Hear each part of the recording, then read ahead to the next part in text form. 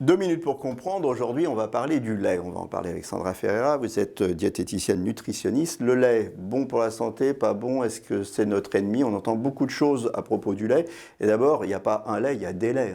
Alors, il y a des laits. Il faut savoir qu'un Français consomme 49 litres de lait quand même par an.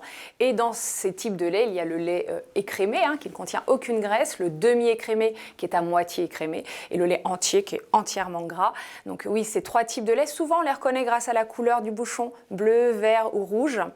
Et dans ces types de lait, ce qui fait la différence, c'est la composition en gras. Alors moi, je déconseille le lait écrémé qui ne contient plus du tout de gras, parce que s'il ne contient plus de gras, il ne contient plus de vitamine D. Et la vitamine D, on en a besoin pour fixer le calcium qui se trouve dans le lait, justement. Le lait entier, lui, est très, très gras.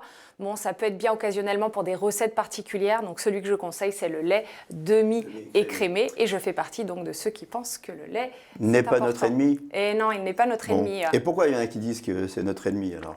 Parce qu'il favoriserait effectivement certains cancers. Alors oui, il y a des études qui ont montré que ça favoriserait par exemple le cancer de la prostate, mais d'autres études viennent contredire en disant que ça diminuerait certains cancers du côlon. Donc comme l'un contredit l'autre, au final, moi je pense qu'il vaut mieux le garder avec modération toujours, de ne pas boire 3 litres de lait par jour. Voilà, et il faut faire attention parce qu'en général, les études qui montrent que ça favorise telle ou telle chose, c'est quand on en consomme en excès. C'est toujours ça la problématique de l'alimentation, c'est l'excès de tel ou tel aliment qui va provoquer bien évidemment in fine des problèmes.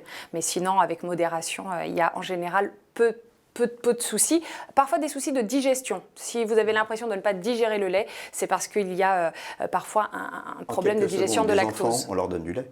On leur donne du lait, oui, effectivement, et pas de lait végétaux quand ils sont trop jeunes, parce qu'il n'y a pas de calcium dedans. Voilà, le lait n'est pas notre ennemi, qu'on se le dise. Il faut boire du lait et il faut en donner aux enfants. Et oui. Nos émissions vous plaisent, alors aidez-nous à faire grandir la chaîne. Pour parler santé au plus grand nombre, partagez, likez, abonnez-vous.